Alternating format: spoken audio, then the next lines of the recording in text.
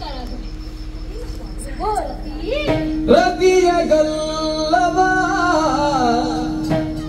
ರತಿಯ ಗಲ್ಲವ ರತಿಯ ಗಲ್ಲವ ತೇಗದಿಂದ ಅಲುಗಿಸುತ್ತ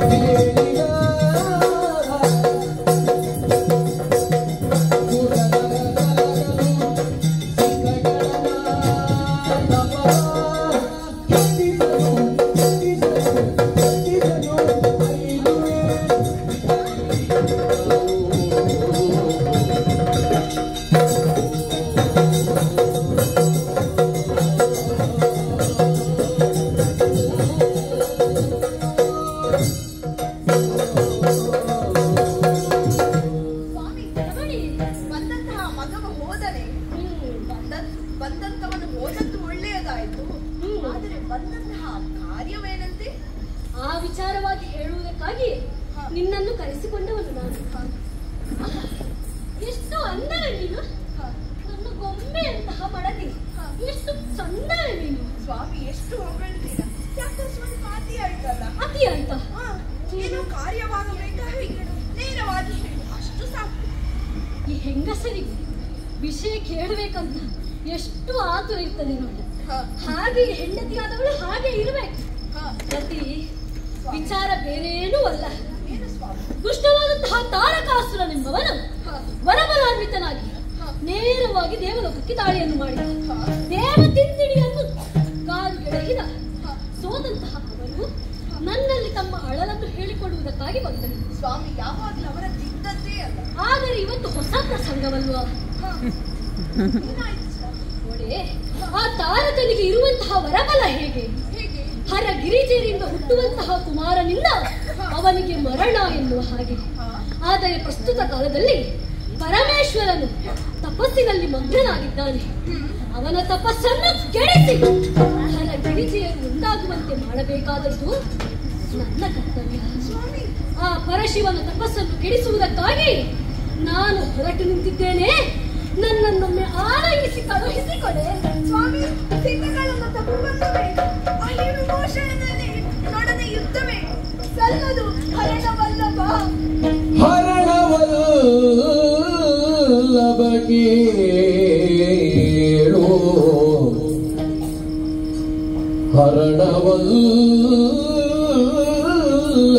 ಹರಣವಲ್ಲಭಗೇಳು ತರವಲ್ಲ ನಿನಗೆ ಶಂಕರನೋಳು ಕಲಗವಿಂದು.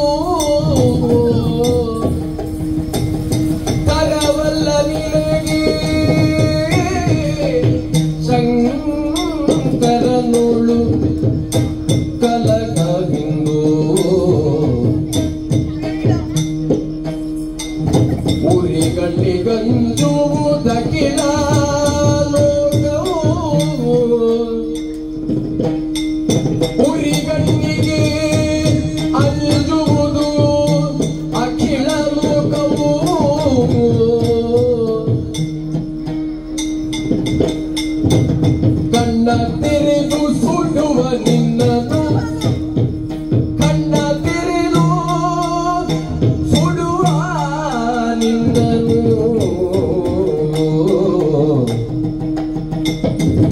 ಶರಣವಲ್ಲಭ ಕೀಳುತ್ತರವಲ್ಲ ನಿನಗೆ ಶಂಕರನೋಳು ಕಲಹ ವಲ್ಲಭ ವಲ್ಲಭ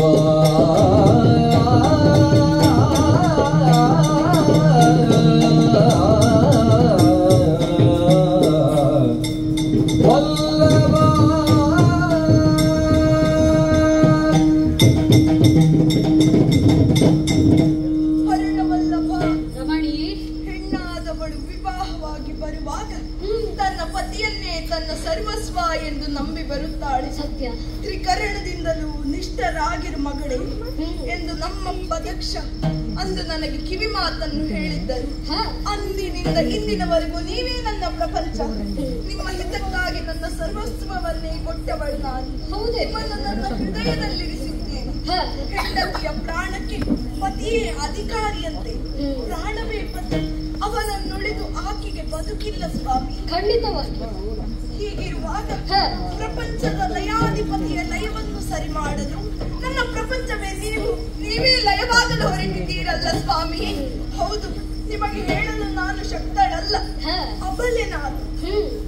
ಆದರೆ ನಿಮಗೆ ತಿಳಿದಿಲ್ಲವೇ, ದೃಷ್ಟಿಪೂತಂ ಯಸೇತ್ಪಾದಂ, ಕಾಲಿಡುವ ಮೊದಲು ಕಣ್ಣಿಡಬೇಕಂತೆ. ಇದನ್ನು ತಿಳಿದಂತಹ ನೀವು ಪ್ರಕೃತಿ ಪುರುಷರನ್ನು ಒಂದು ಮಾಡಲು ಏಕೆ ಯೋಚಿಸುತ್ತಿಲ್ಲ ಸ್ವಾಮಿ? ಹೊರಟು ನಿಂತಹ ನೀವು ಏಕೆ ಯೋಚಿಸುತ್ತಿಲ್ಲ?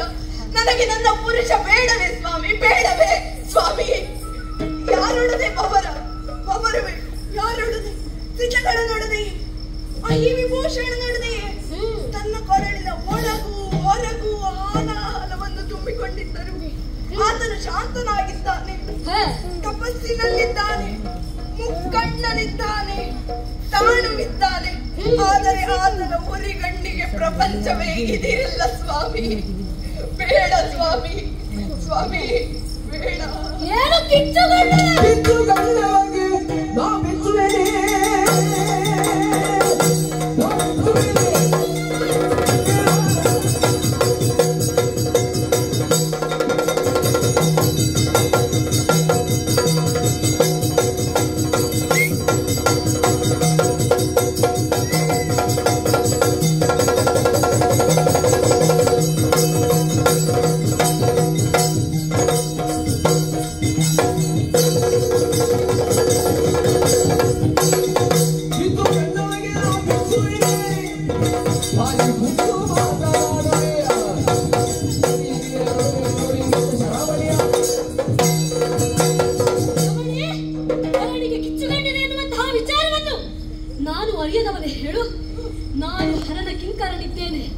ಬೆಚ್ಚುವುದಕ್ಕಾಗಲಿ ಬೆದರುವುದಕ್ಕಾಗಲಿ ನಾನು ಮಾಡುವುದಕ್ಕೆ ಹೊರಟದ್ದು ಕೆಟ್ಟ ಕೆಲಸವಲ್ಲವಲ್ಲ.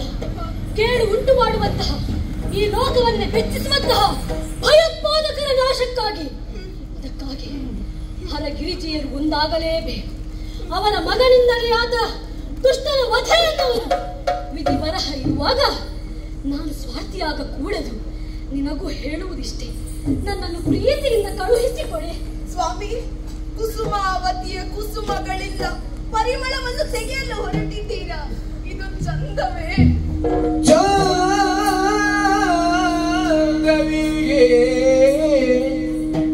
ಚಂದವೇ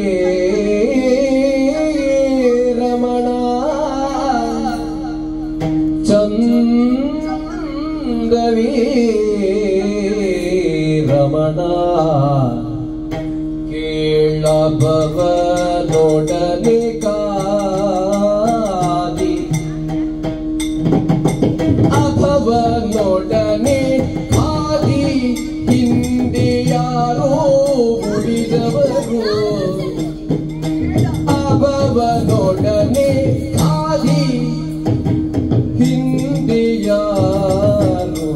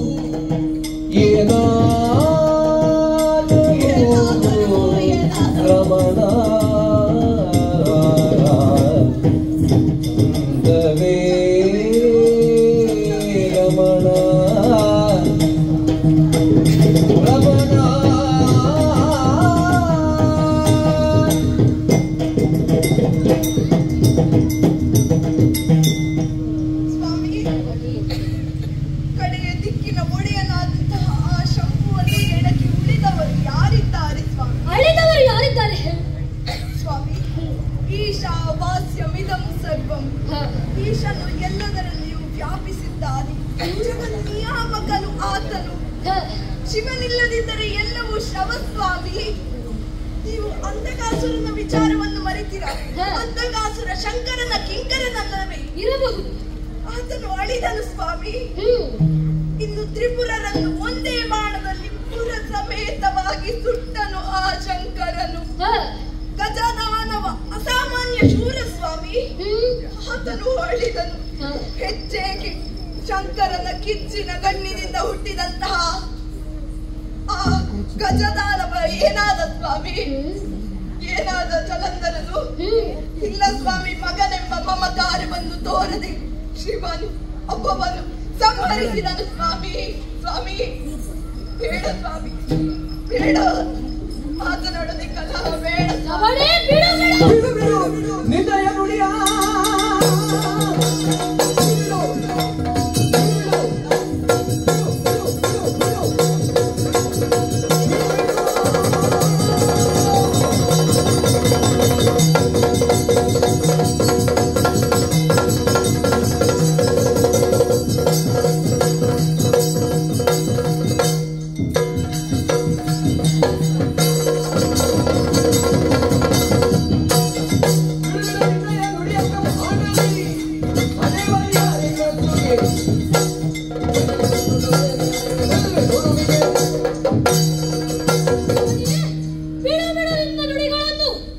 ನನ್ನನ್ನು ಅಂತವರ ಸಾಲಿಗೆ ಸೇರಿಸುತ್ತೀಯ? ಇಲ್ಲ ಸ್ವಾಮಿ. ಅಂಧಕಾಸುರನು, ಗಜಾಸುರನು, ಅಲ್ಲ ಜಲಂಧರನು ಲೋಕ ಕಂಟಕರಾಗಿ ಲೋಕಕ್ಕೆ ಅನ್ಯಾಯವನ್ನು ಮಾಡುತ್ತಲೇ ಬೆಳೆದವರು. ಅಂತವರು ವದಾರ್ಹರೇ ಇದ್ದಾರೆ. ಆದರೆ ನಾನು ಹೊರಟಿರುವುದು ಲೋಕ ಕಲ್ಯಾಣಾರ್ಥವಾಗಿ, ಕೇಡನ್ನು ಮಾಡುವುದಕ್ಕಲ್ಲವಲ್ಲ. ಹರಿಯನ್ನು, ಆ ಹರನನ್ನು ವಿರೋಧಿಸುವುದಕ್ಕಾಗಿಯೂ ಅಲ್ಲವಲ್ಲ. ನಾನು ಹರನ ಕಿಂಕರನೇ ಇದ್ದೇನೆ. ನೀನೇನು ಚಿಂತಿಸಬೇಡ. ನನ್ನಲ್ಲಿರುವಂತಹ ಪಂಚಭೂಷಣಗಳನ್ನು ಹೂಡಿ ಪರಶಿವನ ತಪಸ್ಸನ್ನೇ ನಡೆಸುವಂತೆ. ಸ್ವಾಮಿ, ನನಗೆ ನಿಮ್ಮ ಮೇಲೆ ನಂಬಿಕೆ ಇದೆ ಸ್ವಾಮಿ. ಮತ್ತೆ ಯಾಕೆ ಭಯ? ನೀವು ಕಲಿಗಳು ಹೌದು. ಪ್ರಪಂಚದಲ್ಲಿರುವಂತಹ ಎಲ್ಲ ಅಸ್ತ್ರಗಳಿಗೂ ಪ್ರತ್ಯಾಸ್ತ್ರವೆಂಬುದು ಇದೆ. ಸತ್ಯ. ಆದರೆ ನಿಮ್ಮ ಪಂಚಕುಸುಮ ಶರಗಳಿಗೆ ಪ್ರತ್ಯಾಸ್ತ್ರವೆಂಬುದು ಇಲ್ಲ ಸ್ವಾಮಿ. ತಿಳಿದಿರುತ್ತಾನೆ ನೀನು. ತಾವು ಕಲಿಗಳು ಹೌದು. ಆದರೆ ತಮಗೆ ಈ ಶರಗಳನ್ನು ಕೊಟ್ಟಂತಹ ಅಂತಕಾಂತಕನ ವಿರುದ್ಧ ಪ್ರಯೋಗಿಸುವಿರ. ಅವನ್ ಯಾರೆಂದು ತಾವು ಬಲ್ಲಿರ ಸ್ವಾಮಿ. ಅಂತರಿಕ್ಷ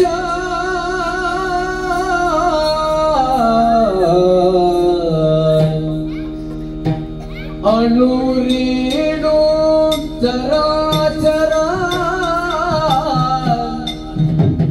ಅಣುರೀಡು ಚರಾಚರ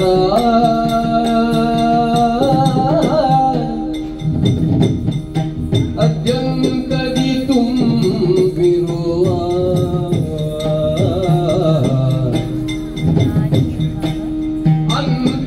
ಅಂತಕಾಂತಕನುಳು ಕಲಹ ಬೀಳುವೆ. ಅಂತಕಾಂತಕನುಳು ಕಲಹ ಬೀಳುವೆ. ಪ್ರಾಣಕಾಂತ ಮಹಾನುಭಾವ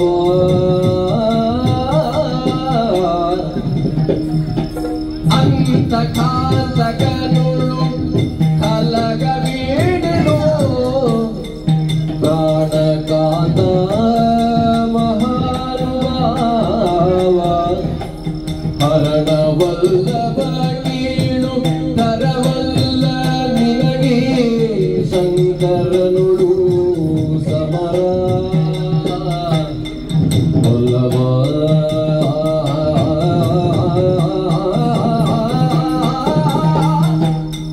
ವಲ್ಲಭ ವಲ್ಲಭ.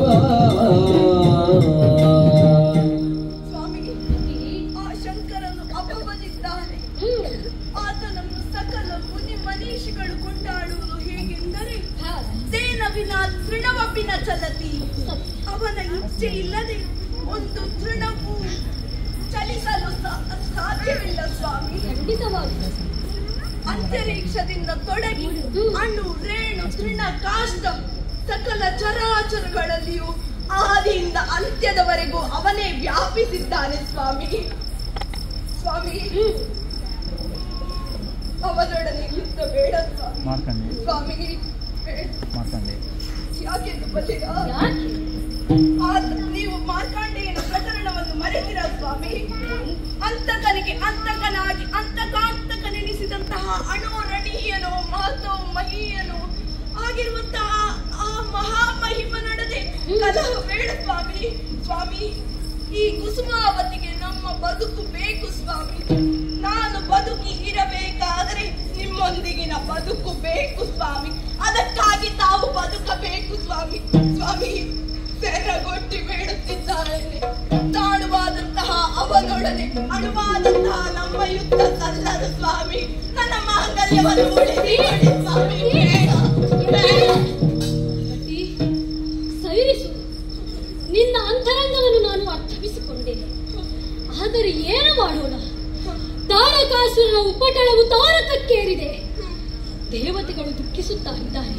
ಲೋಕವೇ ಕಂಗೆಟ್ಟು ಹೋಗಿದೆ. ನೀನು ನಿನ್ನ ಮಾಂಗಲ್ಯದ ಬಗ್ಗೆ ಮಾತ್ರವೇ ಯೋಚನೆಯನ್ನು ಮಾಡುತ್ತಾ ಇದ್ದೆ. ಒಮ್ಮೆ ಲೋಕದ ಬಗ್ಗೆ ಗಮನ ಹರಿಸಂತೆ. ಅದೆಷ್ಟೋ ಮಂದಿ ಹೆಣ್ಣು ಮಕ್ಕಳು ತಮ್ಮ ಮಾಂಗಲ್ಯವನ್ನು ಕಳೆದುಕೊಂಡು ದುಃಖದಲ್ಲಿಯೇ ತಮ್ಮ ಜೀವನವನ್ನು ಸಾಗಿಸುತ್ತಾ ಇದ್ದಾರೆ. ಅಂತಹದರಲ್ಲಿ ನಮ್ಮ ಸ್ವಾರ್ಥ ಏನೇ? ಚೇಚೆ, ಇಂದು ನಿನ್ನ ಕಣ್ಣೀರನ್ನು ಕಂಡು ನಾನು ಸುಮ್ಮನೆ ಉಳಿದೆನೆಂದಾದರೆ ಮುಂದೆ ಲೋಕ ಹೇಳೋದಿಲ್ಲವೇ? ಲೋಕ ಕಲ್ಯಾಣಕ್ಕಾಗಿ ಹೋಗಬೇಕಾದಂತಹ ಮತ ತನ್ನ ಹೆಂಡತಿಯ ಸೆರಗಿನ ಎಳೆಯಲ್ಲಿ ಆ ಅಪವಾದ ನನಗೆ ಬರಕೂಡದು.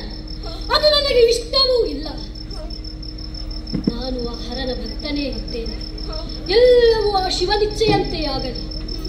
ಹಾಗಾಗಿ ನನ್ನನ್ನು ಪ್ರೀತಿಯಿಂದ ನನ್ನನ್ನು ಕಳುಹಿಸಿಕೊಡೆ ಸ್ವಾಮಿ. ನಾನು ನಿಮಗೆ ತಡೆಯೊಡ್ಡಲಾರೆ, ಆದರೆ ಹೊರಡುವ ಮುನ್ನ ಅಗಲಿಕೆ ಅನಿವಾರ್ಯ ಸ್ವಾಮಿ. ಈ ಮಾರನ ಸತಿಯ ಗತಿ ಏನೆಂದು ತಿಳಿಸಿ ಸ್ವಾಮಿ. ನನ್ನ ಮುಂದಿನ ಗತಿ ಏನೆಂದು ತಿಳಿಸಿ. ಇದು ನನ್ನ ಪಿತನಾಜ್ಞೆಯನ್ನು ಮೀರುವವ ಈ ಮನ್ಮಥನಲ್ಲ. ಒಂದು ವೇಳೆ ನೀನೆಂದರ್ತೆಯ ಮುಂದೆ ನಡೆದರು ಎಂದಾದರೆ ನೇರವಾಗಿ ನನ್ನ ಪಿತನಲ್ಲಿಗೆ ಹೋಗು. ಅವನೇ ನಿನಗೆ ಸರಿಯಾದಂತಹ ಮಾರ್ಗವನ್ನು ಸೂಚಿಸಿಯಾನು. ಚಿಂತಿಸಬೇಡವೆ, ಹೋಗು ಸ್ವಾಮಿ. ನಾನು ನಿಮಗೆ ತಡೆಯೊಡ್ಡಲಾರೆ ಸ್ವಾಮಿ. ಈ ಕುಸುಮಾವತಿಯ ವೀರ ಮಾರನನ್ನೊಮ್ಮೆ ಆಲಂಗಿಸುತ್ತೇನೆ. ಹೀಗೆ ಕೊನೆಯ ಬಾರಿಗೆ